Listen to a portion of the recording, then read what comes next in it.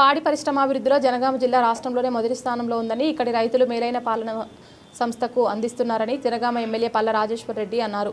నేడు బచ్చన్నపేట మండల కేంద్రంలోని నూతనంగా ఏర్పాటు చేసిన విజయ డైరీ పార్లర్ను ఆయన ప్రారంభించి సొసైటీల అధ్యక్షులకు పాల క్యాన్లు పంపిణీ చేశారు. అనంతరం జనగామ జిల్లా కేంద్రంలోని పాల ఉత్పత్తిదారులతో సమీక్షా సమావేశం నిర్వహించి ఇన్సూరెన్స్ మరియు సొసైటీ రిజిస్ట్రేషన్ల సర్టిఫికెట్లు అందజేశారు. అనంతరం ఎమ్మెల్యే పల్ల రాజేశ్వర్ రెడ్డి మాట్లాడుతూ పాడి పంటలు పలు అభివృద్ధి పనుల కోసం నన్ను నిధులు అడగడం జరిగిందని, కానీ దురదృష్టవశాత్తు జనగామ జిల్లాలో నా ఒక్కనికే సిడిపి నిధులు రావడం లేదన్నారు. అయినప్పటికీ ఏదో ఒకలా కొన్ని అభివృద్ధి పనులకు నిధులు మంజూరు చేసేలా కృషి చేస్తానని హామీ ఇచ్చారు.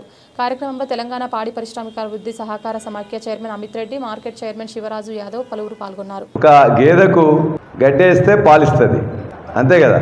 ఇవాళ ఆ పాలిచ్చే గేదె పరిస్థితిలో లేను. మా ధర్మారెడ్డి గారు చెప్పిండ్రు, అన్నా మీరు ఏమైనా నిధులు ఇవ్వాలని చెప్పేసి మీరు ఖచ్చితంగా అని సార్, ఎందుకంటే ఎవరు ఏం చెప్పినా కూడా పనిచేస్తున్నారు కాబట్టి మాకు కూడా ఏమైనా నిధులు ఇస్తారేమో, ఆ సిడిపి నిధులు ఏమని చెప్పి కోరాను. మొత్తం రాష్ట్రంలో ఇప్పుడు దానిలో ఎక్కువ పాలు ఇచ్చింది, ఎక్కువ క్వాలిటీ ఇచ్చేది కూడా మనదే. ఈ రాష్ట్రంలో అత్యంత ఎక్కువ క్వాలిటీ ఇచ్చే దాంట్లో బచ్చన్నపేట ఒకటి, చేర్యాల 2. అదేవిధంగా ఆ 2 కూడా ఈ నియోజకవర్గంలో ఉండడం నా అదృష్టం. ఎందుకంటే నేను చేయని పని మీరు చేస్తున్న పనికి ఆ పేరు వచ్చే జనగామనగానే జనగామ ఎమ్మెల్యేని గుర్తు చేసుకుంటారు కదా. రాష్ట్రంలో రైతాంగం యొక్క బాధలేంది, కష్టాలేంది, వారికి ఏం బాగుపడాలని చెప్పేసి అన్నీ తెలిసిన వాడిని, తెలుసుకున్న వాడిని, ఎందుకంటే రైతు కుటుంబం నుంచి వచ్చిన ఫస్ట్ మాట్లాడింది ఏంటంటే మా పాడి రైతులకు బిల్లు రావట్లేదు దయచేసి అని చెప్పేసి మాట్లాడినా. నా దగ్గరికి సమస్యతో వస్తే ఆ సమస్యని ఎక్కడికైనా కూడా ముఖ్యమంత్రి గారి దగ్గరికైనా తీసుకుపోయే సత్తా ఉన్నది.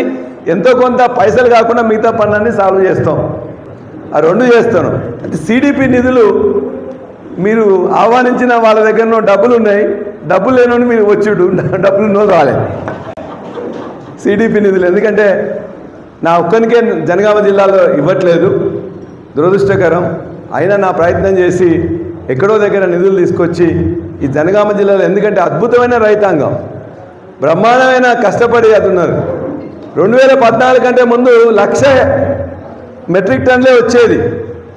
ఇవాళ 2014 తర్వాత 2023 వరకు ఇవాళ దేవాలలో నీళ్లు కానీ 3 నియోజకవర్గాల్లో రాబట్టి 3 లక్షల మెట్రిక్ టన్నులు ఇదే రైతులు పండిస్తున్నారు. మొన్న 1,00,000 మెట్రిక్ టన్నులు అయితే ఇప్పుడు 3 లక్షల మెట్రిక్ టన్నులు.